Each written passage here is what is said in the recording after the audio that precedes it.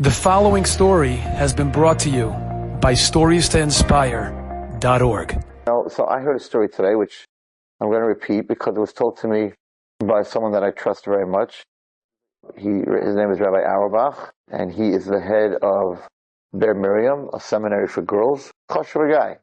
And he called me up today, and he was like, Rabbi Wallerstein, I know that you speak and you tell over things. This is something that you must repeat.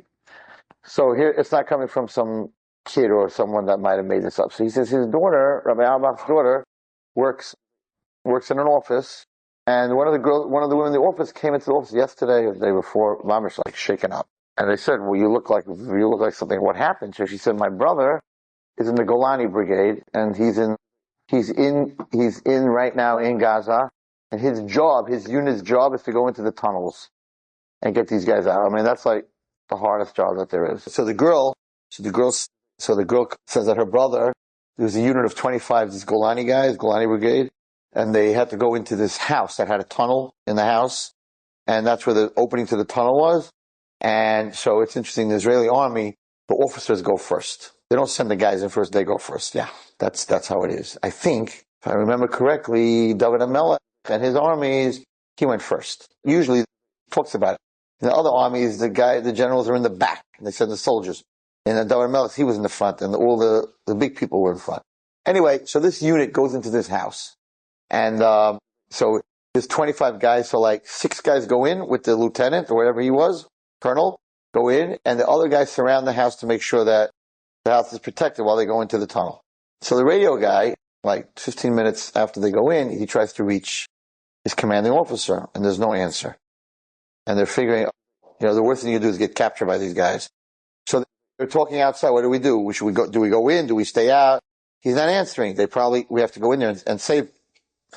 This is what she says. This is what her brother told her. So that her brother and the rest of the chevra, they leave like 4 or 5 guys outside, and they go inside. They figure they're going to have a firefight. They're going to have to save their commanding officer. They walk in, and standing at the entrance of this hole this cave, is a rabbi with a long beard, a long frock, like a black, he even explains what it looks like a Hamburg, one of those Rosh Hashiva hats, standing there. I guess the sergeant, whatever, he says, "What are you doing in Gaza? Like, what are you doing in this house? What are you doing in this house?" And this is what he says. And Rabbi Auerbach doesn't tell stories. These are kosher people. He says, so this man who looked like this tzaddik, listen, said to them, "You must get out of the house now, or else in Ivrit be'Ivrit. If you don't get out of the house now, there will be many widows, almanot, and many widows and orphans. You have to leave now." So the sergeant says, "We cannot leave now. We have to go into the tunnel to find out where our boys are, where they are." And he said, "No, you're not going into the tunnel. You have to leave the house now." And this soldier says, "You don't understand. It's our commanding officer. We're not leaving without him." And this man's blocking the doorway to this rabbi is blocking the doorway to this tunnel. And he says, "I'm really sorry, Rabbi, but I got to get you out of the way." And he puts his hands to pull the rabbi out of the way, and his hands go right through him. There's nothing there. And all the guys are standing there, and they're like, right, you can't believe such a thing. All the guys are standing there, and they're like, "What are we watching over here? Who is this? What is this? What?" Just tell me the story. He called me today to tell me the story. So wait, not finished. So these guys are like in total shock. The commanding officer now is coming out of the tunnel. I guess for some reason the radios didn't work that deep, whatever it was. He's coming out of the tunnel, and this guy is still standing there. And the commander says, he's a commander. He says, "Why is there a rabbi in here? What's going on over here?" And he tries to push him out of the way, and he just walks right through him. And the 6 guys walk right through this thing that's talking to them. And he turns around to all of them, he says, "I'm begging you, you must leave the house now." And they're all freaked out. I don't even want to tell you another part of it because then you totally won't believe the story. But the way he says it over is that when he was talking, this malach, whoever it was talking, that from his mouth was coming fire. And they're all looking at this and they've never seen anything. Some of them are dati, some of them are not. They're totally freaking out. And he's like, "Get out now." And they all run out. He said they were mamish 20 steps out of the house, and the thing blew sky high. And he called his sister, because I guess his sister maybe she's from. And he said, I just saw a malach. And the whole unit, it seems to be that they're telling everyone about this. Apparently people think they're crazy, right? They're telling everyone about this. And these guys saw a malach that saved their life. And, I know a soldier. I know a guy that was a soldier, a young guy, that was in my office for a few months. He came to be with his cousin, and he was in Lebanon. And he told me that his unit, young guy, that his unit was being shot at in Lebanon, and they were running to go into a house to protect themselves. And as they're coming to the door of the house, there's this old lady dressed in black, looked like an Arab, right? And she turned to them and she said, not this house. This house is a death trap, whatever it was. And they're like, should they? A death trap. So it's a trap. And they looked at her and they were like, maybe she just decided that she's setting us up. And he said when we looked at her, he realized that she wasn't an Arab. We saw her face for a second. She looked like a very holy, like you think Sarah Emunah would look like. And she said, listen to what I'm saying, don't go into this house. And they ran down the block, right? And the mortar shells and it was shooting, it was chasing, whatever it is.